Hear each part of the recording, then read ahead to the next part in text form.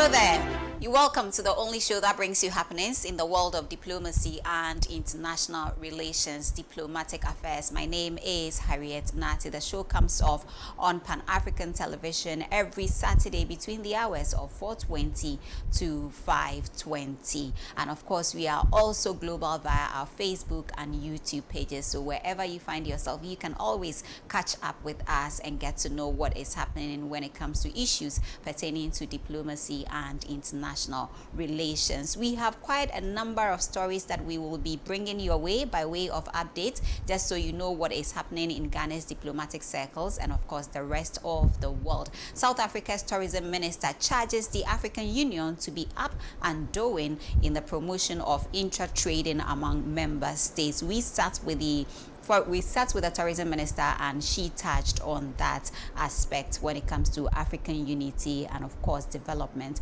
Ghana's former foreign affairs minister Shirley Ayokobuchi also has assumed office as the 7th Secretary General of the Commonwealth, and she pledges to repose trust and confidence in the multilateral organization. Also, global affairs, we have Trump increasing export tariffs by 10% for all countries. I'll take a break. When I come back, my guest is seated for us to look at this extensively, and we will have all your concerns also addressed regarding this particular issue. I'll be back after this break.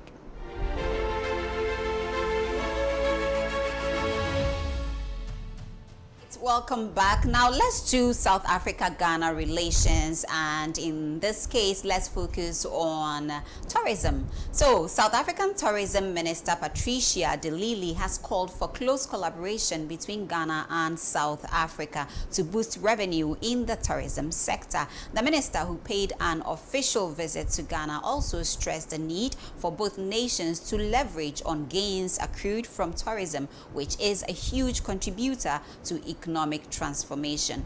I had the pleasure of sitting with her to discuss Ghana-South Africa relations and of course issues pertaining to Africa.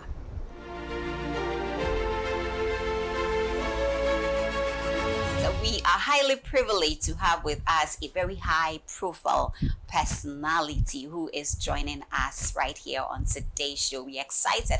I am very excited when it comes to anything that has to do with Africa. And we are talking about African diplomacy. We are talking about what the continent is doing, the various exchanges, the interventions, the partnerships. We want to look at it by talking to the people who have been mandated to ensure that work is done for the development of the continent and the people. In this case, I have with me Honorable Patricia de Lille, and she is the Minister of Tourism for South Africa. Welcome to Diplomatic Affairs, Thank Honorable. you, my sister. It's good to have you on my show. Thank you so much for agreeing to speak with us. How have you been? Oh, I've just been enjoying Ghana. Are we taking good care of you? Yes, of course. You know, the warmth of the people in Ghana, the way they receive you. And, I'm very sensitive and I can quickly feel in the shops wherever you go, people are just so friendly. How long have you been in the country, Honorable? 4th day now.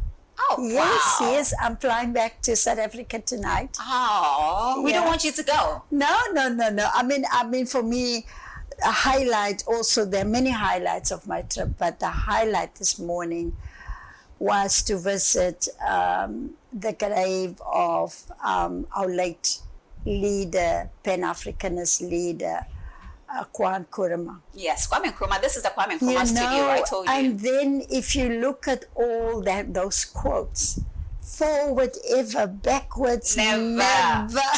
Let's keep going. Let's keep going.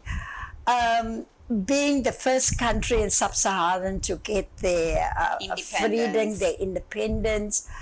And if you read some of the quotes from him, it's still as relevant today than it was 50, 60 years ago.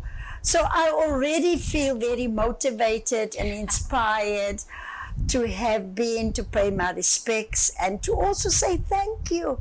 Because if it was not for the bravery of leaders like Kwame Nkrumah, the continent would have been poorer today. So we, the current leaders, we must not let our leaders down. You know, they gave their lives for the freedom of the continent. And so the current leadership must make sure that we live up to their legacies. Yes. We cannot talk about Kwame Nkrumah without talking about Nelson Mandela. Yeah. Yes, Nelson Mandela was one of the South African leaders. But the real Pan-Africanist leader, and he was born in the same, he died in the same month as Mandela, was Mangolisa Robert Sobukwe. He started the Pan-Africanist Congress. And the map of Africa and the logo of the Pan-Africanist Congress, the star is in Ghana. And it shows all of the sign across the... Yes, Mandela was also Pan-Africanist. And we have looked now where Tata Madiba planted a tree. And it's growing. You know, that is what Africa is. Right. Come and invite all of us to sit under the tree of prosperity. So yes, and that generation of leaders have left us. They were the pioneers. They were in front, and we should aspire to be as selfless as they are. The late Mangolisa Robert Sobukwe said we need to serve, suffer, and sacrifice. Serve, suffer, and sacrifice. Those are powerful. Powerful values, you know, for a leader. We know that your trip to Ghana is very strategic. Yes. And I know this is also in the interest of collaborating in the area of tourism. Let's talk about what South Africa is doing, because South Africa has taken the pace leading when it comes to driving the tourism industry. And I'm not just talking about South Africa's interests. I'm talking about the entire continent. And I'm referring to Indaba. Yes, we look forward to host, I think over 34 African countries have confirmed between the 11th... 34? Yes, between the 11th and the 13th of May in Durban in South Africa. It's a real Pan-African event where we use the opportunity and provide space for the promotion of the rich heritage and culture and the beauty of the continent for people to learn about that. We are expecting at least 250 buyers from around the world. And included in the exhibition, we have what we call the Sustainable Village. And that is where South African government, Department of Tourism, we sponsor small, medium enterprises to come and have that market access. And of course, with a bias towards women-owned, women-controlled businesses in tourism. People underestimate the value of tourism, and that's why I'm here. Because there can be big benefits for South Africa and Ghana. Right. Tourism is a big contributor to the GDP of our countries. It's a big job creator also. And in terms of the memorandum of agreement that we share with Ghana, another reason is, and I met with the Minister of Tourism and I said, I'm not happy with the slow progress of the technical committees that must lead the implementation of the memorandum of agreement. And she's also a powerful woman. Like you. She felt the same. Right. So our technical groups will be now meeting on a quarterly basis. Okay. But the first priority that we agreed on, we need to do joint marketing between South Africa and Ghana. You know, when I arrived here on Tuesday on a South African Airways flight, walked around in the plane and I saw some empty seats. Not happy, and I made a note about it. Because all the flights leaving from Ghana to South Africa is packed to capacity. Right. So what does that tell us, my sister? It says that we need to market Ghana more in South Africa so that South Africans can also travel to Ghana. And there is so much, the rich history and the heritage and the beauty of Ghana. So what we've agreed to do is that I will invite tour operators from Ghana to come to South Africa. I will line up the tour operators from South Africa, the tourism sector value chain, and then say to our brothers and sisters from Ghana, here's your opportunity now to sell your own country. Because they must do it themselves. We can't beat them where it's there. So that is the one issue that we're going to do soon. Ghana will also be at the Travel Indaba now in May. We will link up again there. What we need to do also, I feel strongly, and I've just come from the market here in Accra, is that I see export opportunities for SMMEs from South Africa to export to Ghana and vice versa. Because as I was walking around the market there were some goods from Kenya. And I'm looking to see, do I see South African goods being sold here?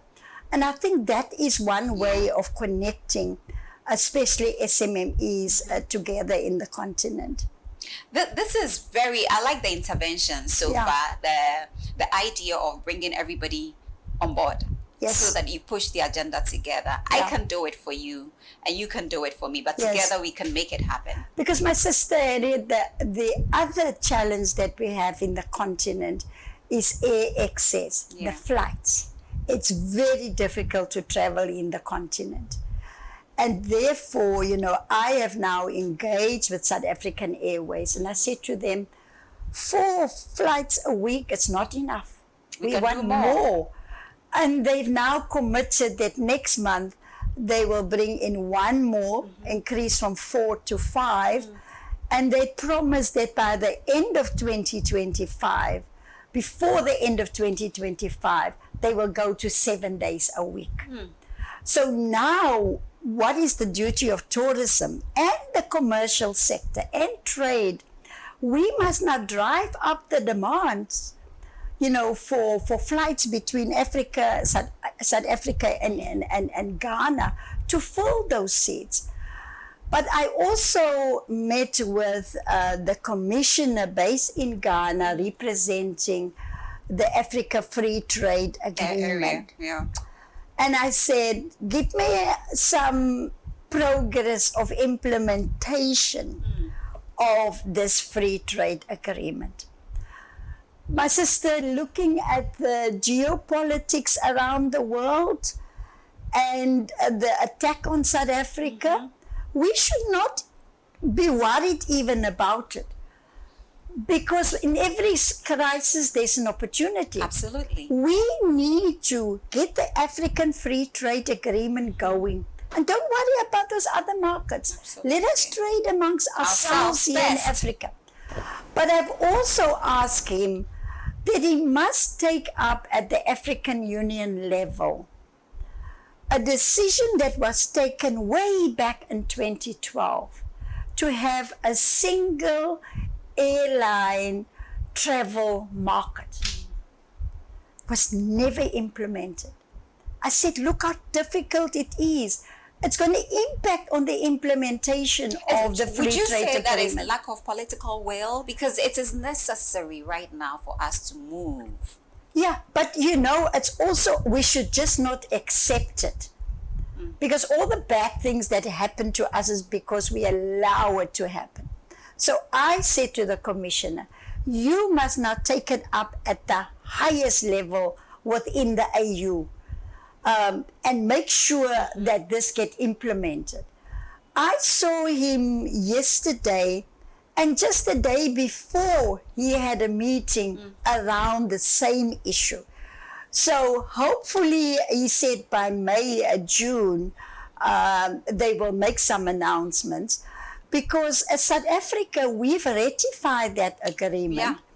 And so did several other countries right now in we Africa. have more countries Exactly. ratifying. So, but it's also up to the leadership of the African Union, to inform the communities of our respective countries about what they decide there. They're not there representing their jackets.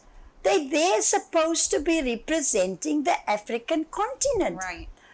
And they have all of these meetings, and we really want to see implementation. That, my sister, is the key. Then look at the European Union. Yeah. Look the benefits of how they intertrade within Europe, and to an extent that they've got one currency, and look at the value of the currency. We have been talking about this intertrade since the days of the OAU. So I'm calling on our leaders in Africa to move and to implement these decisions that they are taking. Wow. Yeah. Honorable. I'm not a diplomat, by the way. So. But your job is part of it all. So this is under within diplomacy as well, and we are talking about African diplomacy. So we have leaders have to begin to take on tasks like this and make things happen for the continent. And they must be held accountable. And they must be held accountable. Exactly. Extremely, I agree to that. I agree to that. Well, final words. What next from here? What next? From all the meeting with the tourism minister, speaking with the trade commissioner, and of course telling us about Indaba, one of the biggest trade fairs on the African continent, and the many things that we aspire to do together. Where do we go from here? I've also been able to meet with Her Excellency, the Deputy President. That's the Vice President of Ghana. What an impressive career life. And I mean, really inspirational. She has achieved such a lot. And engage with her around what we plan to do. And she gave her full support. And she will also give the President of Ghana a briefing about our meeting. And that is the kind of commitment that I would like to see us now taking forward. Of course, I must report back to President Cyril Ramaphosa within 7 days about what I did in Ghana. And then, my sister, it is follow up, implementation, and working together for the benefit of the whole of the continent. Right. So, South Africa, we've sorted out the visas. Now, people from Ghana can travel to the country up to 90 days. We don't need a visa to travel to South Africa. Now, I'm sorting out the airways, getting more flights. And that's the role of government, to create the conditions and the environment conducive for the private sector to do business and for our economies to grow. So I'm very happy with what we've achieved so far, and certainly when I meet with Ghana again in May, we will measure and see what more can we do. But thank you for the opportunity. Thank you I really enjoyed Ghana. Thank you so much. Thank you very much. Thank you. Right, so you've been watching Diplomatic Affairs, and my guest has been the South African Tourism Minister, Honorable Patricia de Lille. We've been talking about relations between South Africa and Ghana. Tourism is one big area that the two countries are actually working around to expand and generate wealth for the people of the two countries. So that has been our major focus. And of course, she shared some experience with us right here on the show. She was at the market. She got a few items. I saw one of the fans, unfortunately I was hoping to show it to you on the show, but I don't know if it's here. We can actually show you one of the items that she got from the Ghanaian market. Oh, yes, that's it. Right. So Honorable got this from the market, and I can tell that she's already loving it. And so thank you so much for speaking to us. We appreciate it a lot. And hopefully we will be seeing you in South Africa for Ndaba. Yes. It's one of the biggest events, and I don't like missing out on such important programs when it comes to the African continent. And we will have the opportunity to speak with you again when we meet. Of course, I'll be there. You will be there. Yes. Thank you very much for the opportunity. Thank you so God much. bless. God bless you too.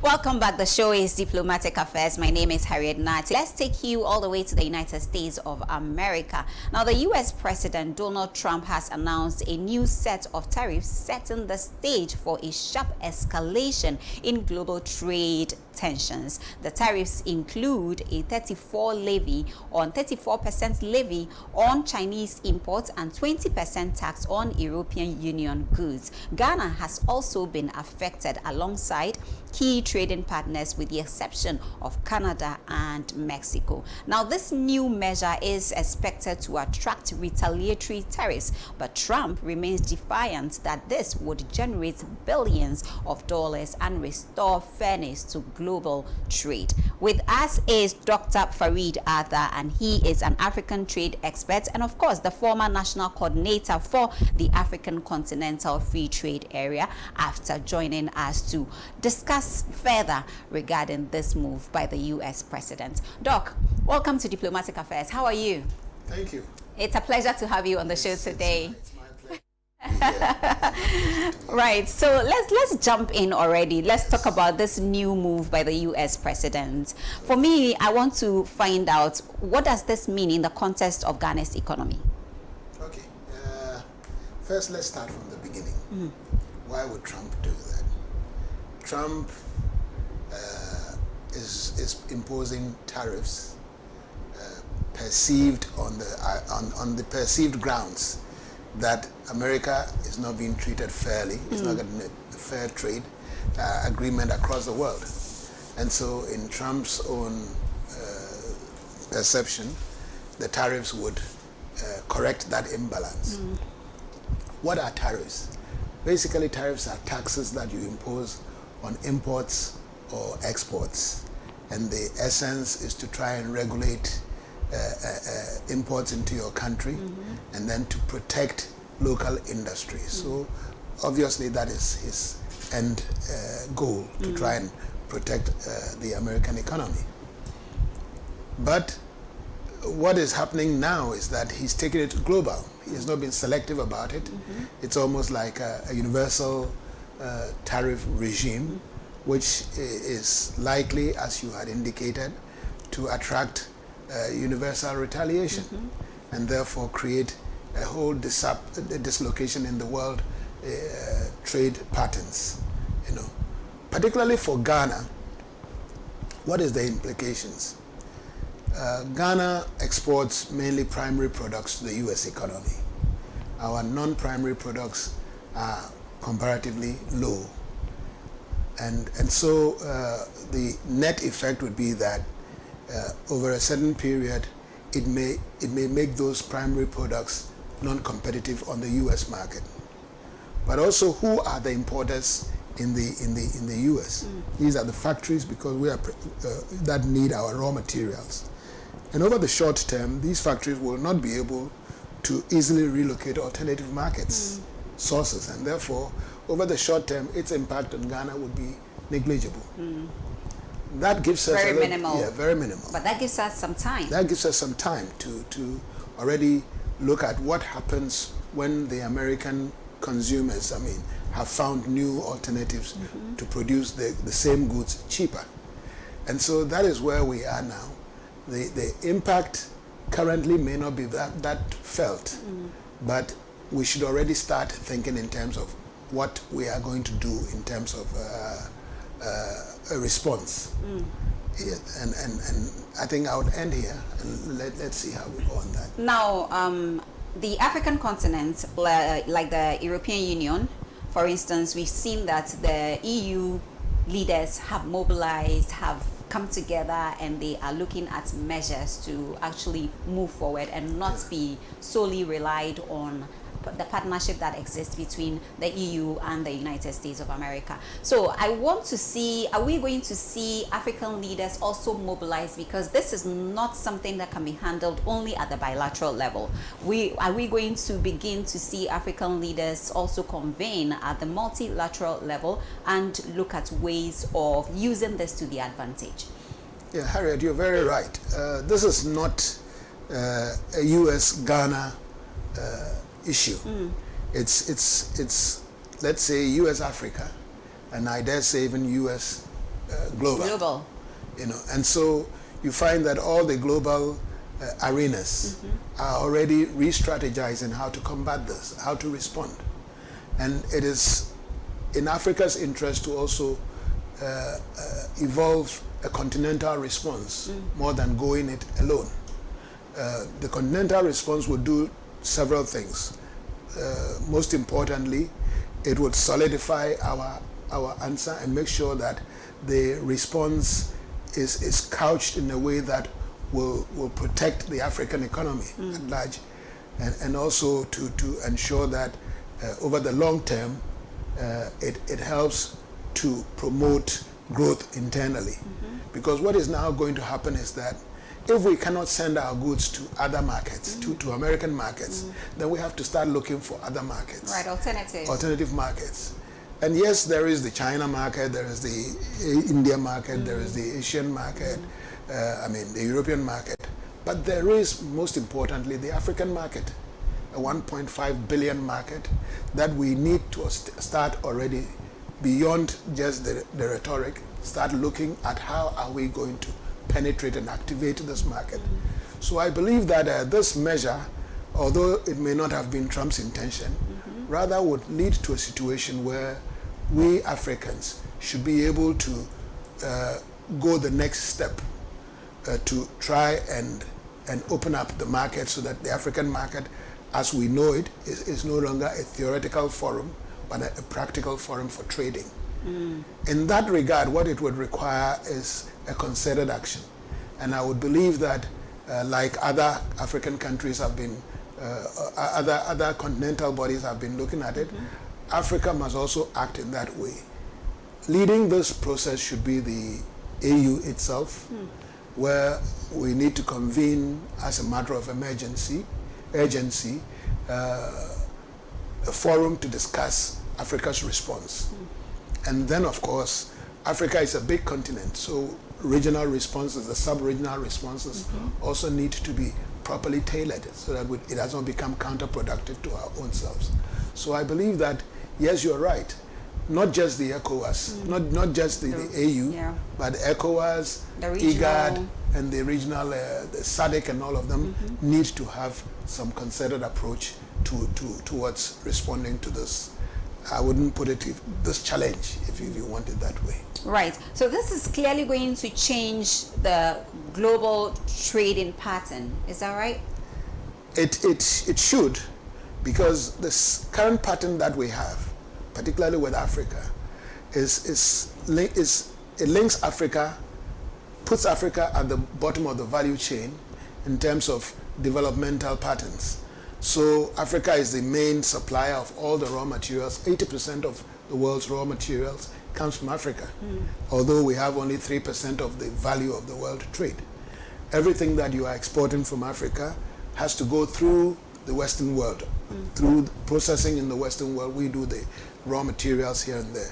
Now, with this type of tariff, because our goods may cease to be competitive, it may be important for us to, not that it will be important for us to find ways and means of processing those things internally, which means to now focus seriously on industrialization. Right.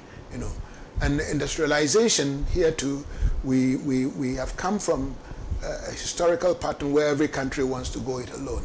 I think Africa now needs to start thinking about specialization, regional specialization, so that one region specializes in certain areas and supplies the rest of Africa, and another region specializes in certain areas and supplies the rest of Africa.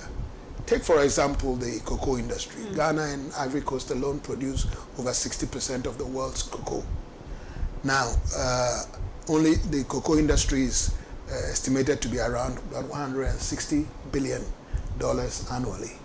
Only $6 billion comes to Africa.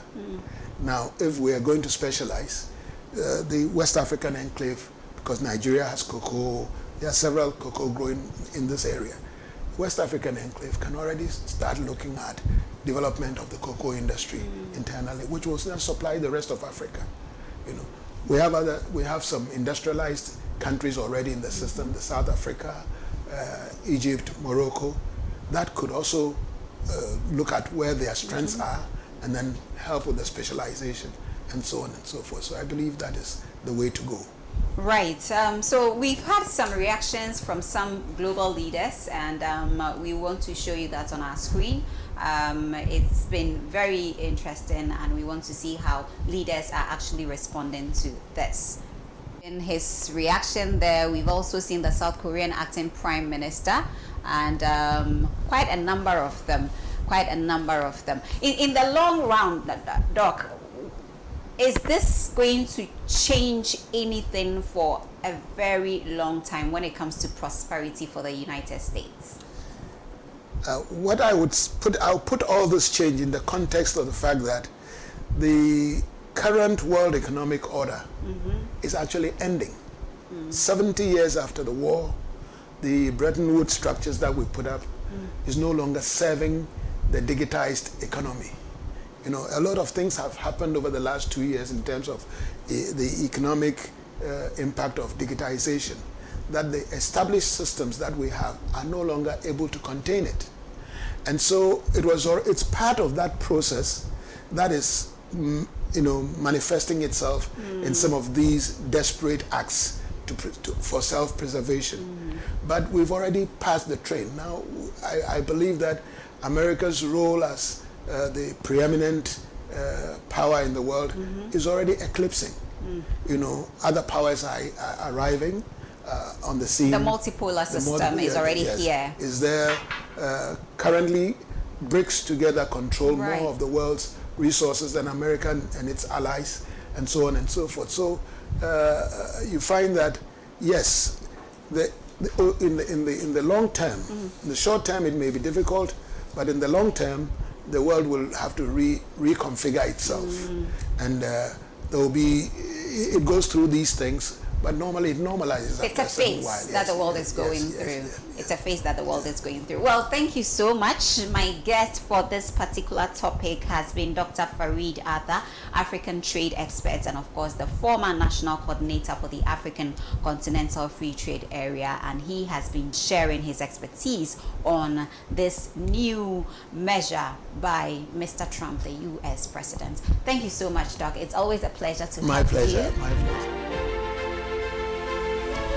Welcome back. The show is still Diplomatic Affairs. Now to our next story. Let's talk about Ghana's former Foreign Affairs Minister assumption of role as the 7th Commonwealth Secretary General. And of course, we'll be talking to a colleague journalist, a senior journalist who is in the studio with us, and just to learn more about what this means and what the prospects are when it comes to Ghana in particular, and of course, what the entire office entails. How is she going to man this new office? Ghana's Foreign Minister for Foreign Affairs, Shirley Ayokoboche, has assumed office as the 7th Secretary General of the Commonwealth, making her the first woman from Africa to occupy this role. She was appointed by the Commonwealth heads of government at their biennial meeting in Apia, Samoa, in October 2024 as a successor to Patricia Scotland from Dominica. As Secretary General, she will be responsible for the promotion and protection of values of the Commonwealth and managing the Secretariat. The seasoned politician who brings on board more than 20 years of leadership experience in diplomacy, international relations, governance, and public service to her new position has pledged to advance the values of the Commonwealth Charter at a time of growing global tensions and shifting alliances. My dear friends, citizens of the Commonwealth of Nations, as I assume the office of Secretary General of our Commonwealth today, I wanted to begin the day by speaking with you as a fellow citizen. I do so with deep humility, but also inspired by the possibilities of what we can do to transform the lives of all who live in the Commonwealth. The world we woke up to today is unlike any we have seen in the lifetimes of many of our 2.7 billion people. The consequences of lower economic growth, increased defense expenditures, and the frayed multilateralism will affect our pockets directly, increase unemployment and poverty, reduce social protection, and weaken our resilience to shocks, whether climate or economic.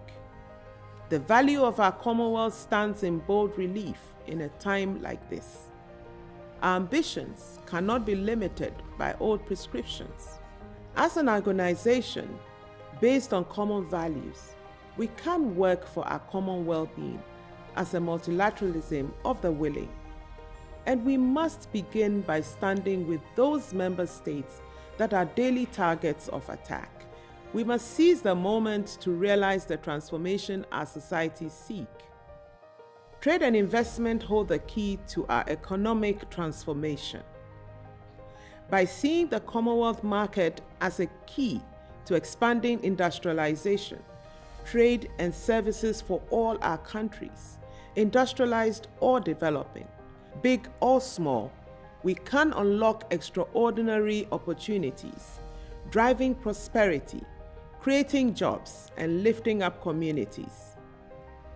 I am determined that we will continue to empower our women and young people with the tools, knowledge, and opportunities they need to succeed. Closing the digital gap means opening doors to education, healthcare, and economic opportunity. It is also the moment for innovation and strategic partnerships, especially with the private sector and research institutions in the face of the greatest challenge of our times, climate change. For so many of our member states, the impacts are already devastating. Our response must be bold, urgent, smart, and united for a green and just future.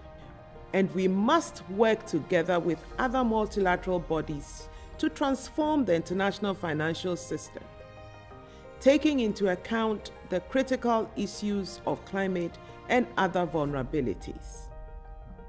Let me conclude on a personal note. It is a great honor to be the first African woman to serve as Secretary General. As a daughter of Ghana, the first African country to join the Commonwealth, I feel a deep personal connection to our family of nations. As I take on this role, I do so with profound optimism and unwavering belief in what we can achieve together. With the support of our team at the Secretariat, drawn from all across the Commonwealth, I will work every day to honor and repay the trust and confidence which has been placed in me. The challenges we face are real and serious, but together we are more than equal to them. Sustained by the values that bind us: democracy, good governance, peace, human rights, and equal opportunity for all, we will build a future in which opportunity, dignity, and prosperity are within reach for all. So let us move forward with purpose, with courage, and with an unshakable commitment to a Commonwealth that truly thrives together.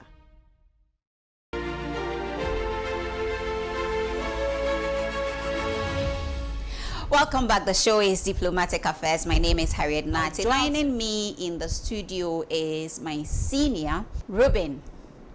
Ruben, how are we today? We're good. we're good. I like the energy. Now let's get to it already. Former Ghana's Foreign Affairs Minister. We've been following since she was a candidate alongside other candidates. Eventually, she was able to sail through. Finally, she's here. We've been waiting for this day for a while now, and we are happy to know that she is beginning her tenure or tour of duty as the 7th Secretary General of the Commonwealth. Now, with Ghana, looking at where she's coming from, we've talked about this before, but now that reality has set in, as in her taking on the role, finally, does this change anything when it comes to what Ghana stands to benefit? Well, the Commonwealth is made up of 56 member states, be it industrialized or developed. She has to leverage on her occupancy of the position to make sure that she repositions the Commonwealth to benefit all the member states. And for Ghana, we should count ourselves lucky or blessed, because she is going to represent our interests and make sure that we also contribute our quota so far as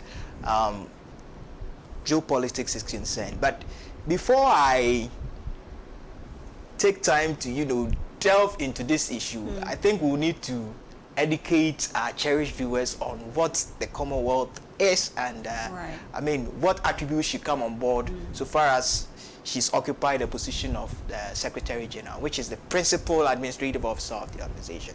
The Secretariat was constituted in 1965, and if you look at the history of the Commonwealth, whoever occupies that amiable position is entrusted with 3 responsibilities.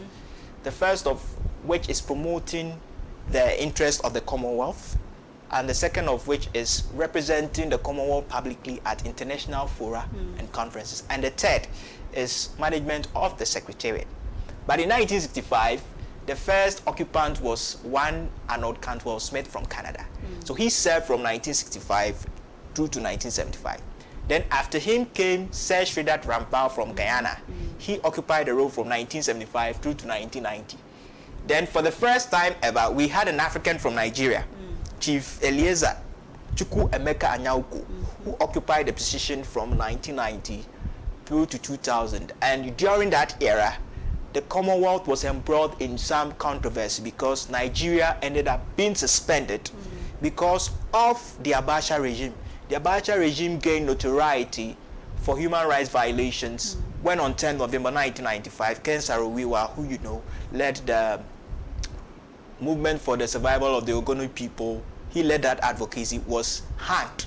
And the Abacha regime had also courted the fury of the West by interfering in the due democratic process. So Nigeria was suspended. So he served from 1993 to 2000. Then after him came Don Charles Mackinnon. At a point, he was the Prime Minister of New Zealand. So he served after Emeka Anyauko. Then we had Kamalesh Sharma from India. Then after Kamalesh Sharma from India, we had Baroness Patricia Scotland from Dominica, the first female occupant of the NVP position.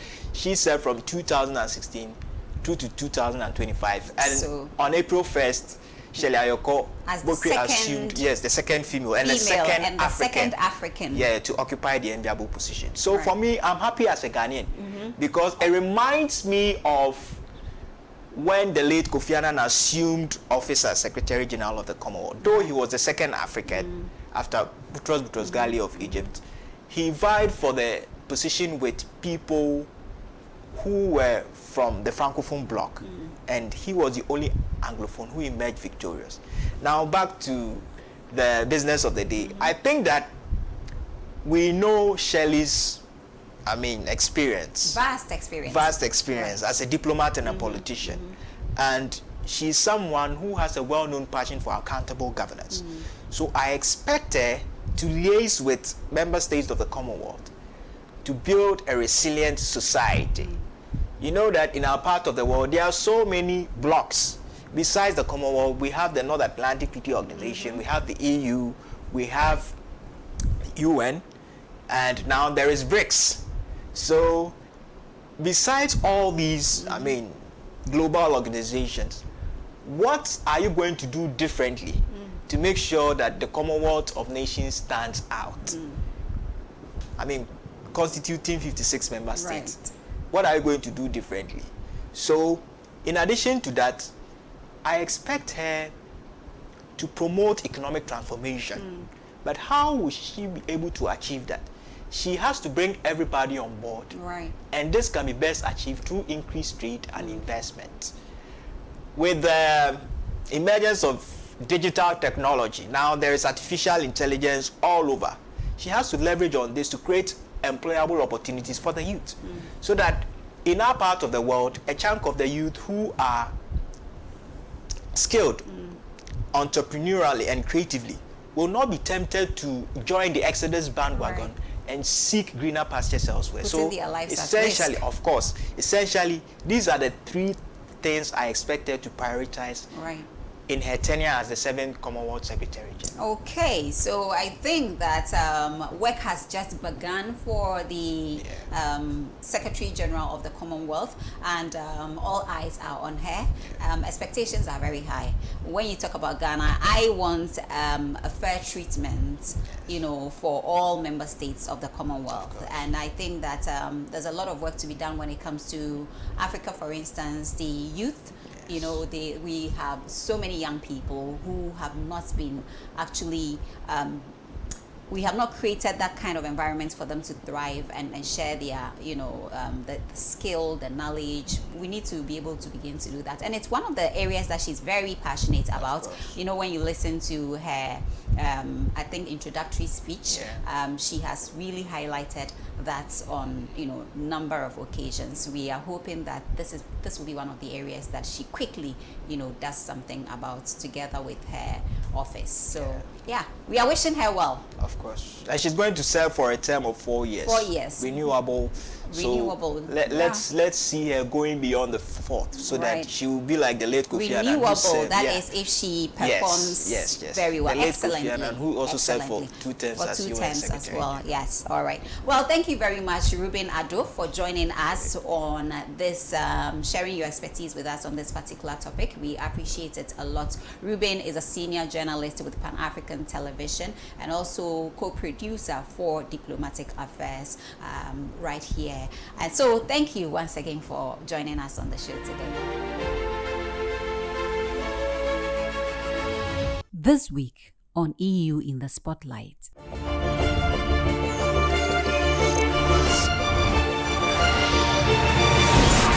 Welcome to the newly created segment that projects all the events when it comes to the European Union's activities here in Ghana, of course, working closely with the government of Ghana in ensuring that we meet our interests together. Now, you do know that the European Union has several initiatives actually collaborating with the government of Ghana when it comes to so many areas, and migration is one of such key areas. So today on the EU in the Spotlight, we will be talking about a newly introduced initiative which is called ATU, the ATU project, and of course it's all about ensuring that Ghana and the European Union join forces in making sure that we create a very fine environment for, you know, migrants. And so in this case, I have with me Anna Lixie, Head of Governance and Security Section from the European Union delegation here in Ghana, joining us briefly to tell us about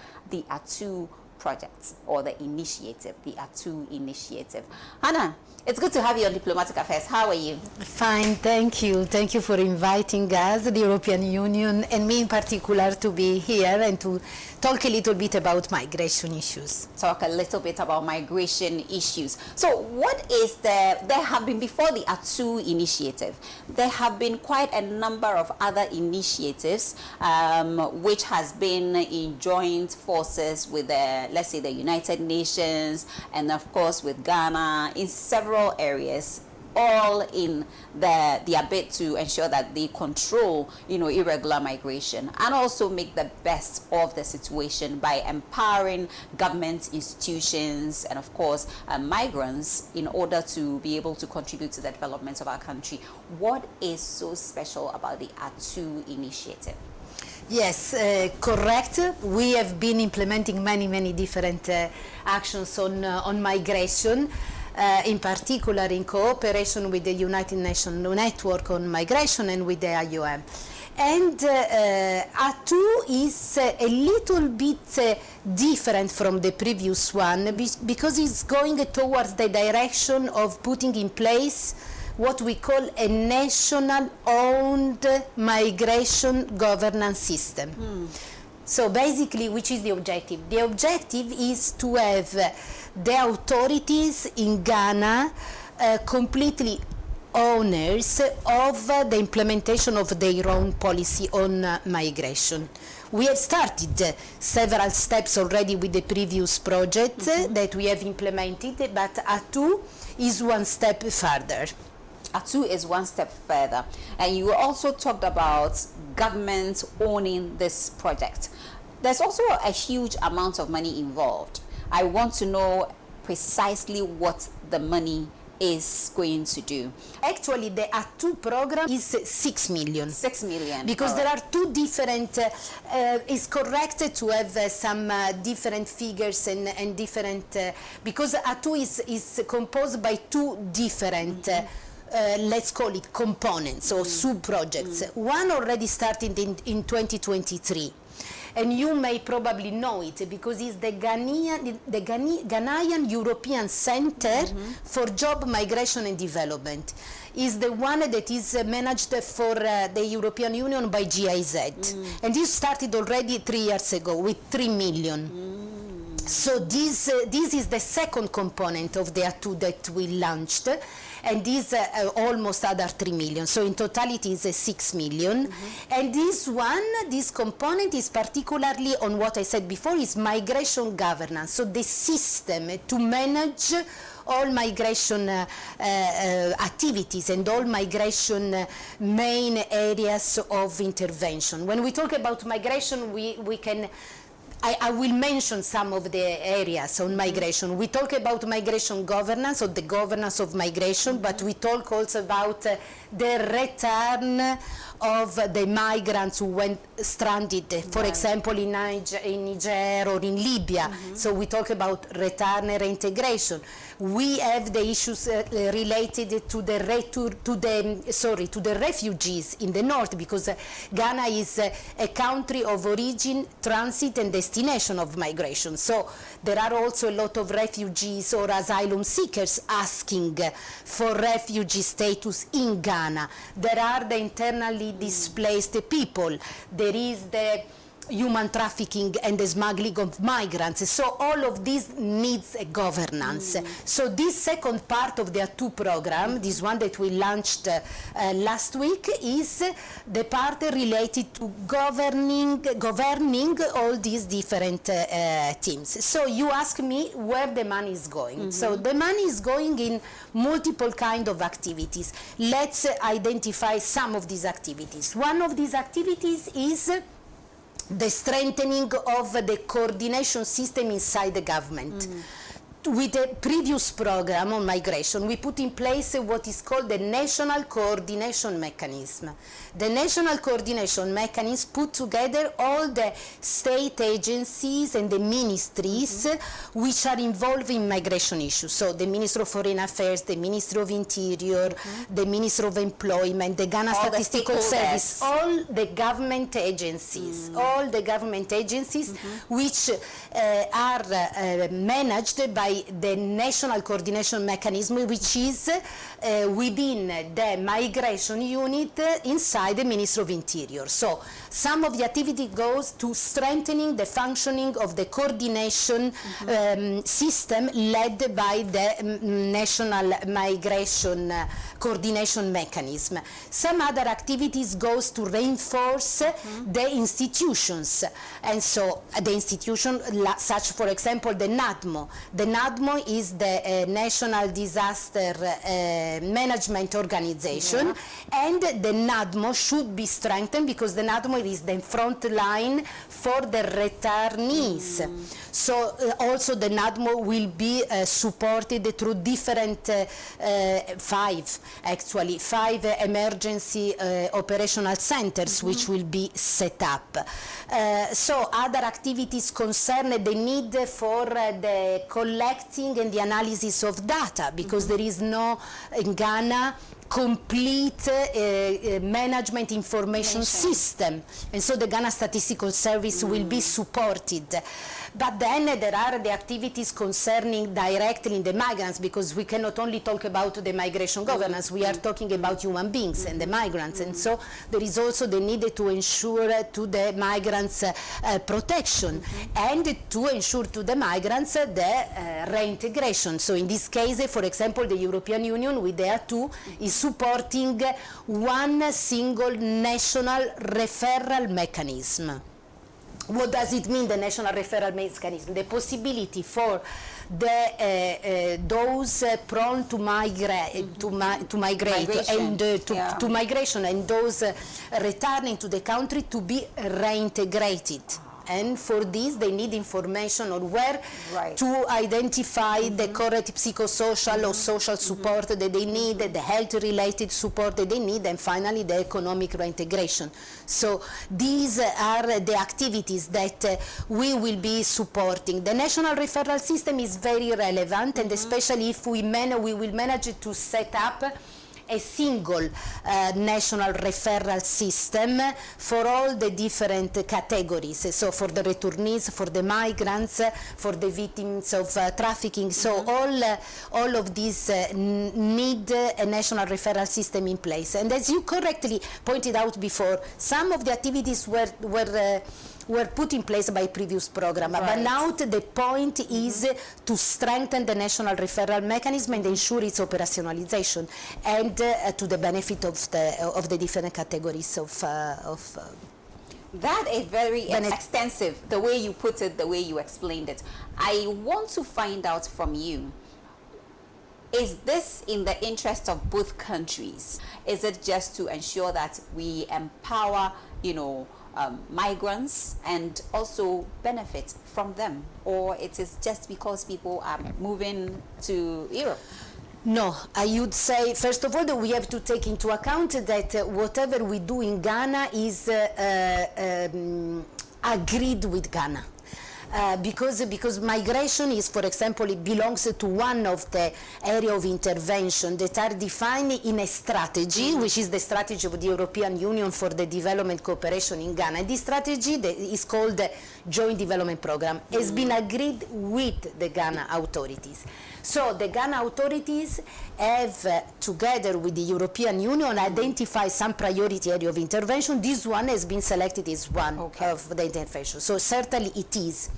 But in addition, more than that, when we go to identify clearly the different components of any kind of intervention in agriculture, in these cases, but in the fight against corruption, insecurity, we interact with the authorities and we build the program around the needs identified by the authorities. So in particularly, since we had already put in place with the previous intervention the national coordination mechanism within the Ministry of Interior, we worked together with them to identify the different areas of intervention, the priorities, activities, etc. So it is certainly for the benefit of Ghana. Also because of what I said before, Ghana is a country which is both a country of origin of migrants, but also of transit and also of destination.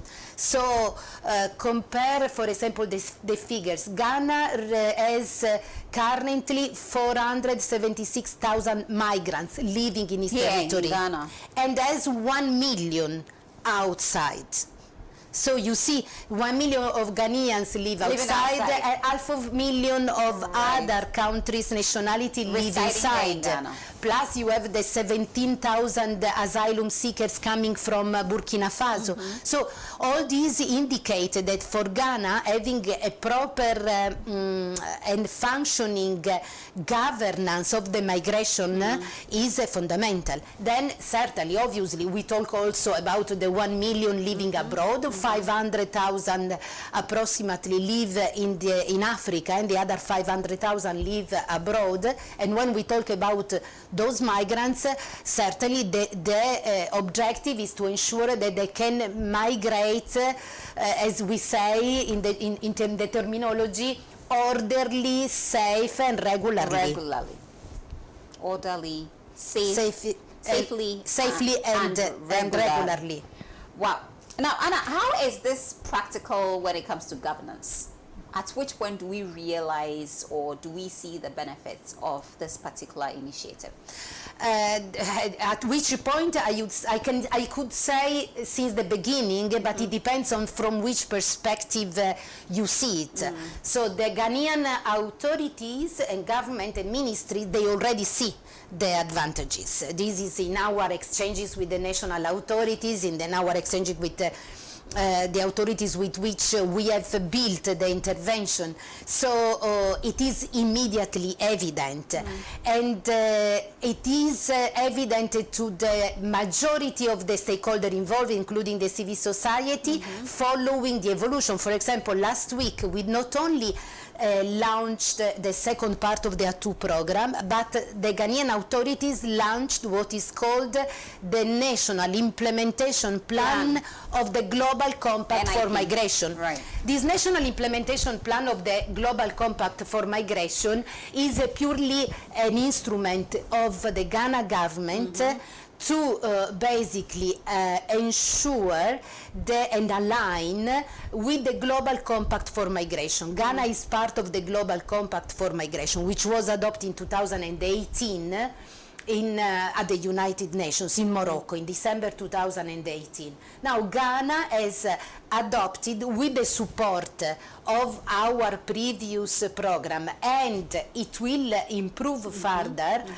hopefully its operationalization with the A2 program, has adopted its own plan of implementation precisely of the Global Compact. And the Global Compact is the general commitment of various members who have adhered to the Global Compact for the famous safely, orderly and regular migration, and to support the cooperation in the global phenomenon of migration. So in this case the benefits are immediate. If we talk about the particular case of the returnees, in this case we have to process and follow together with our implementers, which is the IOM, together with the NADMO. We should go to the airport, to their airport, and see when a refugee is received back, which kind of support, psychosocial support and reintegration support is provided. So for that category and for those beneficiaries, we will have to see with the implementation of the program how many of these. So you differentiate between the immediate benefits, which are already under the eyes of everybody, and the medium or the long-term benefits. Well. Exactly. All right. So do we have migrants voluntarily coming in? Or yes. There's a system that has to fish them and bring them in? No, we have many voluntary. They are called the voluntary returnees. The program now will hopefully target more than 1,000, but with other previous intervention already financed by the European Union and implemented by IOM.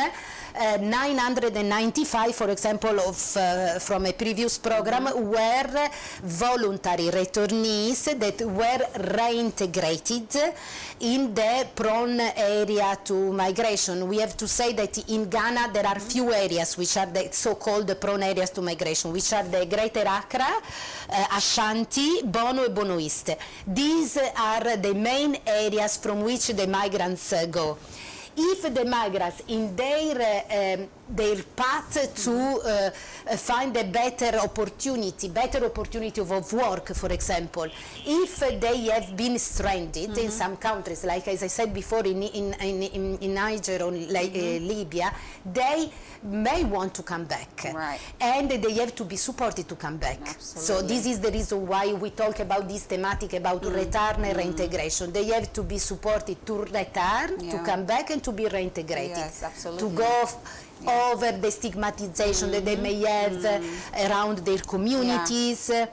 But going back to one question that you posed me at the beginning, it's very important also to highlight one novelty, because you were talking about the novelty. There is one or two other novelties that I didn't mention, and one is the reintegration focused on the communities. Okay. We don't want to support only the returnees individually. We want to support the communities to reintegrate the returnees. And this is very important because we have to take into account both those who went, those who may want to go.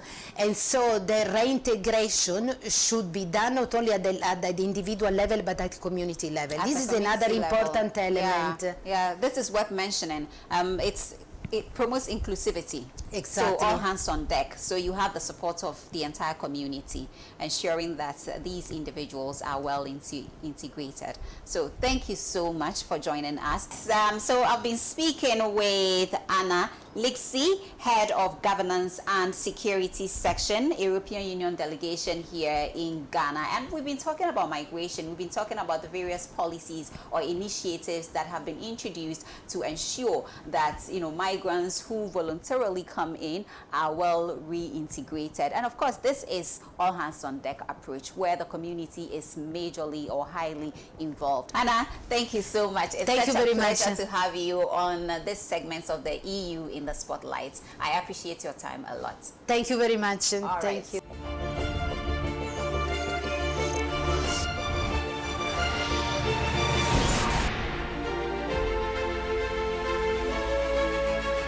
Too soon. This is where we bring today's episode of Diplomatic Affairs to an end. My name is Harriet Nartey. It is always a pleasure to have you join us on issues pertaining to diplomacy and international relations. Enjoy the rest of our programs.